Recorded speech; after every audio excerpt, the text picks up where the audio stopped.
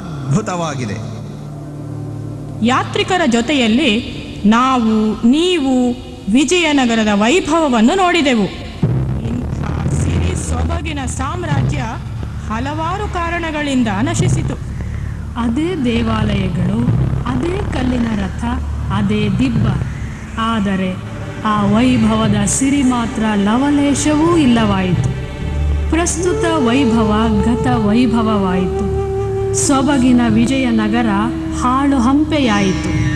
ಇಂಥ ಗತ ವೈಭವದ ವರ್ಣನೆಯನ್ನು ಕೇಳಿಯೇ ಪುಳಕಿತಗೊಂಡಿದ್ದ ನಾಗರಿಕನೊಬ್ಬನು ಅದರ ಅವಶೇಷಗಳನ್ನು ನೋಡಿ ದುಃಖ ತಪ್ತನಾಗಿ ರೋಷದಿಂದ ಹುಚ್ಚೆದ್ದಾಗ ಅವನ ಪ್ರಕ್ಷುಬ್ಧ ಮನಸ್ಸನ್ನು ತಣಿಸಲು ಸ್ವತಃ ವಿದ್ಯಾರಣ್ಯರೇ ಬರಬೇಕಾಯಿತು. ನೋಡಿ, ಇಲ್ಲಿದ್ದಾನೆ ನಮ್ಮ ನಿಮ್ಮ ಪ್ರತಿನಿಧಿಯಾದ ನಾಗರಿಕ.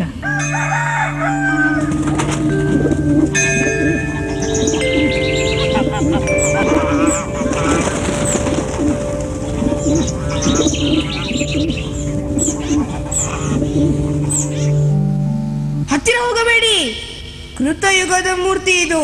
ದೂರವಿರಿ, ದೂರವಿರಿ. ಕೃತಯುಗದ ಮೂರ್ತಿಯೇ ಅಲ್ಲದೆ ಇದು ಪುಣ್ಯದ ಬೀಡು.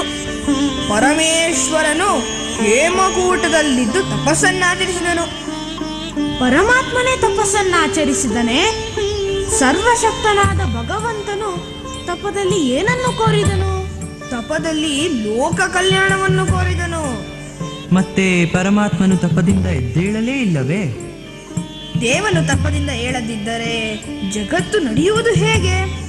ತಾರಕಾಸುರನೆಂಬ ರಾಕ್ಷಸನ ಬಾಧೆ ಅತಿಯಾದಾಗ ಅವನನ್ನು ಸಂಹರಿಸಲು ದೇವದೇವನನ್ನು ತಪದಿಂದ ಎಬ್ಬಿಸಬೇಕಾಯಿತು. ಅದು ಹೇಗೆ? ಅದಕ್ಕಾಗಿ ದೇವತೆಗಳೆಲ್ಲ ಸೇರಿ ಮನ್ಮಥನನ್ನು ಕಳುಹಿಸಿದರು. ಕುಸುಮ ಶರವನ್ನು ಹೂಡಿ ದೇವದೇವನನ್ನು ಎಚ್ಚರಿಸಲು ಹೇಳಿದರು. ಕಾಮನ ಬಾಣಕ್ಕೆ ಪರಮೇಶ್ವರನು ಎಚ್ಚೆತ್ತುಕೊಂಡನೇ? ಇಲ್ಲ, ಹಾಗಾಗಲಿಲ್ಲ. ತಪೋಭಂಗ ಮಾಡಿದ ಮನ್ಮಥನನ್ನು ಶಿವನು ತನ್ನ ಮೂರನೇ ಕಣ್ಣು ತೆಗೆದು ಸುಟ್ಟು ಬಿಟ್ಟನು.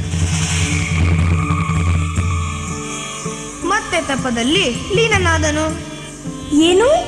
ಲೋಕದ ಕಲ್ಯಾಣಕ್ಕಾಗಿ ಬಂದ ಮನ್ಮಥನನ್ನೇ ದೇವರು ಸುಟ್ಟು ಬಿಟ್ಟನೆ? ಮತ್ತೆ ದೇವದೇವನನ್ನೇ ಕೆಣಕಿದರೆ ಸುಮ್ಮನಿರುವನೆ? ಹಾಗಾದರೆ ತಾರಕಾಸುರನ ಸಂಹಾರ ಆಗಲೇ ಇಲ್ಲವೇ? ಆಗದಿದ್ದರೆ ಜಗತ್ತಿನಲ್ಲಿ ನೆಮ್ಮದಿ ನೆಲೆಸಲು ಹೇಗೆ ಸಾಧ್ಯ? ಅದಕ್ಕಾಗಿ ದೇವತೆಗಳೆಲ್ಲ ದೇವದೇವನನ್ನು ಪ್ರಾರ್ಥಿಸಿದರು. ದೇವಿಯು ತನ್ನ ತಪದಿಂದ ಪರಮೇಶ್ವರನನ್ನು ಒಲಿಸಿಕೊಂಡರು. ಆಗ ಷಣ್ಮುಖನ ಜನನವಾಯಿತು. ತಾರಕಾಸುರನ ವಧೆಯೂ ಆಯಿತು. ಪರಮೇಶ್ವರನು ತಪಸ್ಸು ಮಾಡಿದ ಪುಣ್ಯಭೂಮಿ ಇದು. ಈ ಸ್ಥಳದ ದರ್ಶನ ಮಾಡಲು ಪೂರ್ವ ಜನ್ಮದ ಸುಕೃತವಿರಬೇಕು. ಹೌದೌದು, ನಿಜವಾಗಿಯೂ ನಾವು ಧನ್ಯರು. ಇಂಥ ತೀರ್ಥಕ್ಷೇತ್ರದಲ್ಲಿ ನಿಂತು ದೇವದೇವನ ಪ್ರಸಾದವನ್ನು ಸ್ವೀಕರಿಸುತ್ತಿದ್ದೇವೆ. ಇಂದಿಗೆ ನಮ್ಮ ಜನ್ಮ ಸಾರ್ಥಕವಾಯಿತು. ಯಾರೇ ಅದು, ಈ ಕಡೆ ಪ್ರವೇಶವಿಲ್ಲ, ಹೋಗತ್ತಾ? ಅಲ್ಲಿ ಏನಿದೆಯೋ ಎಂದು ನೋಡಲು ಬಂದೆ. ಏನು?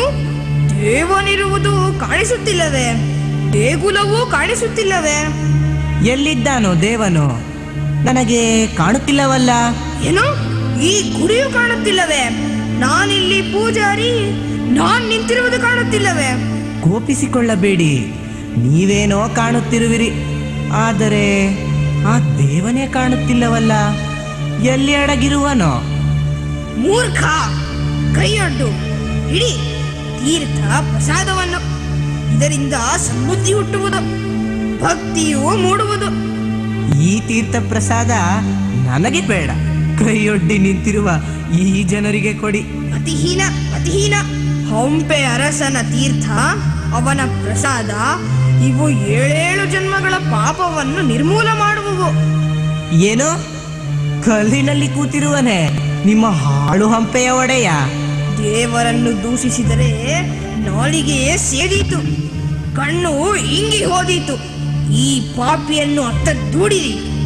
ಹೋಗುವೆನು, ಹೋಗುವೆನು.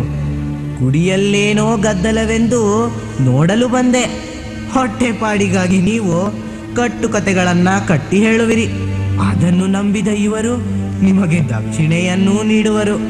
ಇಂತಹ ತೀರ್ಥ ಪ್ರಸಾದ ನನಗೆ ಬೇಡ. ಏನು, ದೇವರ ಪ್ರಸಾದವನ್ನೇ ಬೇಡ ಎನ್ನುತ್ತೀಯ? ಕಣ್ಣಿಲ್ಲದ ಆ ದೇವ, ಮತಿ ಇಲ್ಲದ ಇವರು, ಹಣ್ಣು ಕಾಯಿಗಳಿಗಾಗಿ ಬಾಯಿ ಬಿಡುವ ದುರ್ಭಿಕ್ಷ ದೈವಗಳು. ಈ ದೈವಗಳನ್ನು ನಂಬಿರುವ ಮೂಢ ಜನ. ಈ ಹುಚ್ಚು ಸುಲಭದಲ್ಲಿ ಹೋಗುವುದೇ? ಮಾತನಾಡಿ ನಿಮಗೇ ಗಂಟಲು ಒಣಗಿರಬಹುದು. ತೀರ್ಥವನ್ನ ನೀವೇ ಕುಡಿಯಿರಿ. ನಿನಗೆ ನರಕವೇ ಖಂಡಿತ. ನರಕಕ್ಕೆ ಹೋಗಲು ನನಗೇನು ಭಯವಿಲ್ಲ. ಆಗಲೇ ಪಾಪಿಗಳ ತಂಡದಿಂದ ನರಕವು ಕಿಕ್ಕಿರಿದು ಹೋಗಿದೆ. ಪ್ರಸಾದದ ಫಲದಿಂದ ನೀವೇ ಕೈಲಾಸಕ್ಕೆ ಹೋಗಿ ಸುಖವಾಗಿರಿ. ಅದು ಪುಣ್ಯವಂತರ ಬೀಡು.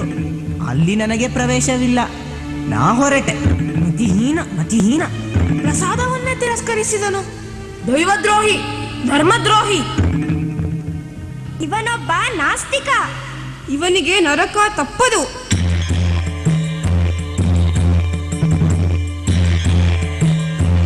ಕಲಿವತ, ಯಾವುದೋ ದುಃಖದಿಂದ ಕೂಡಿರುವೆ. ದುಗುಡವಲ್ಲದೆ ಮತ್ತೇನು ಗುರುದೇವ? ಧರೆಯಲ್ಲಿ ನಾಸ್ತಿಕರು ಹೆಚ್ಚಿದರು. ದೇವರ ಬಗ್ಗೆ ಭಯ ಭಕ್ತಿ ಇನ್ನಿತಿಲ್ಲ. ಧರ್ಮವೆಂಬುದು ಪಾತಾಳದಲ್ಲಿ ಮುಳುಗಿದೆ. ಏನು ಮಾಡುವುದು ಗುರುದೇವ? ಇಂದು ಒಬ್ಬ ನಾಸ್ತಿಕನು ಬಂದು ಪಂಪಾಧಿನಾಥನನ್ನು ಕಲ್ಲು ಬೊಂಬೆ ಎಂದು, ಅವನ ಮಹಿಮೆಯೆಲ್ಲ ಸುಳ್ಳೆಂದು ಜರಿದು ತೀರ್ಥ ಪ್ರಸಾದವನ್ನೇ ತಿರಸ್ಕರಿಸಿ ಹೋದನು. ಎಲ್ಲ ಕಾಲಗಳಲ್ಲೂ ದುರ್ಜನರು ಸಜ್ಜನರು ಇರುತ್ತಾರೆ. ಅವರವರ ಪುಣ್ಯ ಪಾಪಗಳು ಅವರವರಿಗೆ. ನೋಡುವವ ಮೇಲುಂಟು. ನೀ ನೋಯದಿರು. ಕಾಲಗತಿಯನ್ನು ಅನುಸರಿಸಿ ಧರ್ಮವು ಬೆಳೆಯುತ್ತದೆ. ಯುಗ ಧರ್ಮವನ್ನು ತಿಳಿದೊಡೆ ಒಳಿತಾಗುತ್ತದೆ.